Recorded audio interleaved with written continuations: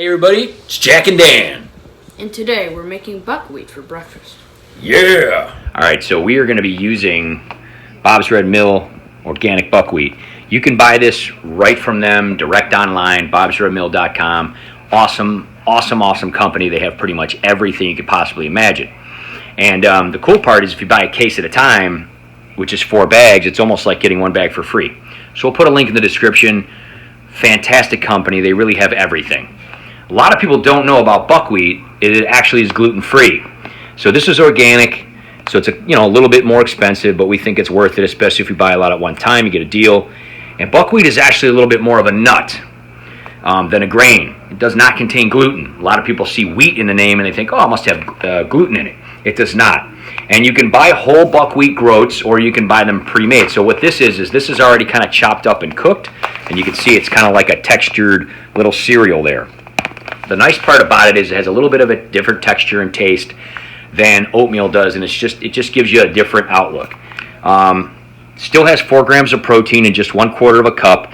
Now the difference about it is it does not have a lot of fiber. That's the only thing that makes it a little bit different than eating the whole groats or whole oats and barley and different kind of cereal like that.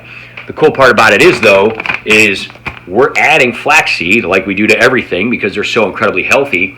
And as you can see, they're pretty much all fiber. So add a few tablespoons of your flaxseed and you're just adding more fiber. That makes up for the fiber that it doesn't have and kind of balances some of those carbs by slowing down digestion. It's all about the fiber, guys, okay? So 1/2 cup of milk in Jack's and 1 cup of milk in mine. So basically if you put in 1/4 of a cup, for every 1/4 of a cup of buckwheat, you put in 2/4 of a cup or 1/2 of a cup of milk. Now, it seems like a lot, but again, it's going to absorb it, especially with the flaxseed. So again, flax seeds are amazingly high in omega-3 fats.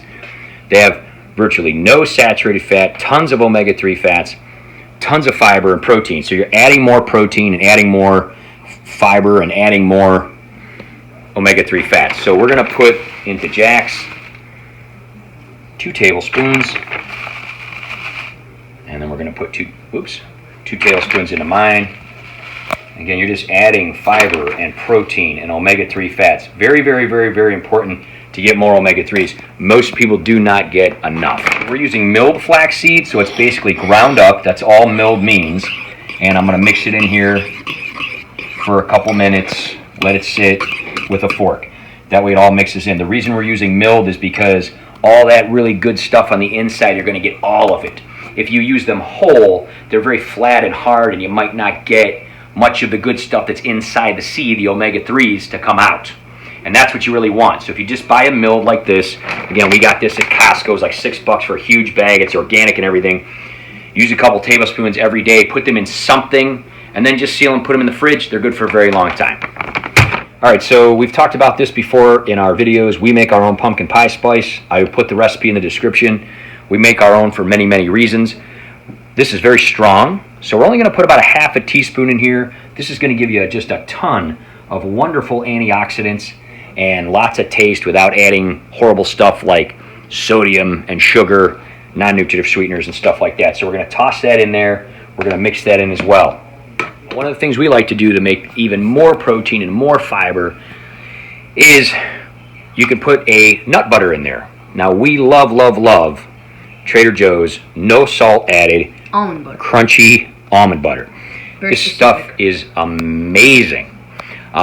You can use peanut butter, you can use whatever kind of stuff you want. There's a lot of different kind of nut butters these days. We've talked about walnut butter and all kind of things like that. We basically just take about 1 tablespoon or 2 of this, about 2 tablespoons, big old dollop like this, and we're going to put this right in the middle. Now again, this is going to be crunchy almond butter. And as you microwave that, it's just going to kind of melt in, and you'll just stir that up. We'll show you that in a minute. All right, so if you really want to have some fun, you can get some good old-fashioned cocoa powder. You can get cocoa powder of any kind. Cocoa powder basically is... It smells really good. Yeah, it's chocolate where the fat has been removed.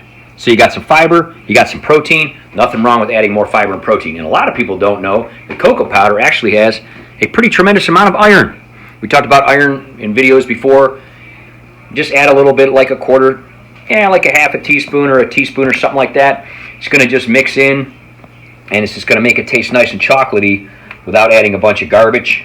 All right, so you just mix everything up in there, and now is the point where you're going to microwave it. All right, so we're just going to throw them in here together so we can nuke them real quick. One of the things that I always show everybody to do in microwaves, this is one of the biggest tips I've ever learned, is always turn the power level down.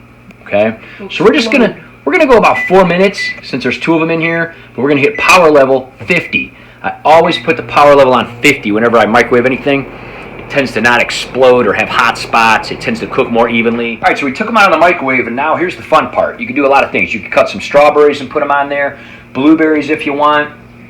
You could add some walnuts, which will add more protein, fiber, iron, omega-3s, all those kinds of things. We do also put usually 1 Brazil nut on, and I've talked about Brazil nuts before. They are so high in selenium, and selenium is something that most people are deficient in when it comes to their nutrition. So we try to eat 1 every day, just toss it in our smoothie or toss it in a bowl like this. And then, of course, if you want more iodine, you can always get some craisins. So when it comes to berries and fruits, the cranberries are very high in iodine compared to pretty much most other foods other than like seaweed and things like that, which most people in America are not used to. So if you want more iodine, put a little bit, just like literally a half a tablespoon or a tablespoon of these dried guys on top. I'm actually making a smoothie for lunch that I'm going to put these in, so I'm not going to have them today.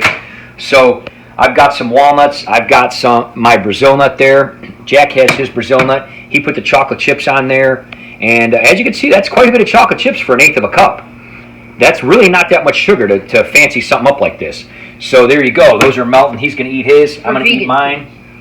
And they are, yes, a lot of people don't know, these are dairy-free. So Trader Joe's chips are $1.99 a bag. They are vegan. They are dairy-free. So this is all dairy-free, all vegan, tons of protein, tons of fiber, tons of iron.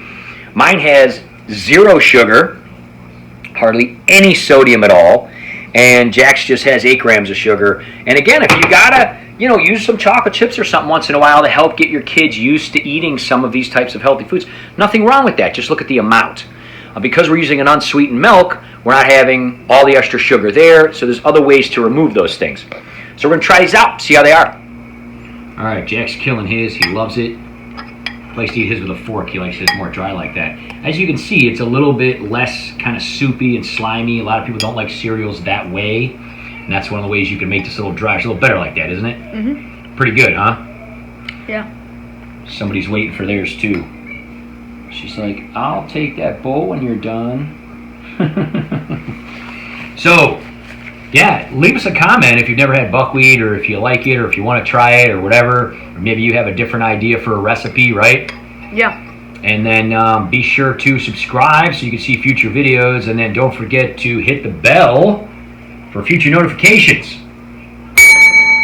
And we will see you next time. Bye-bye.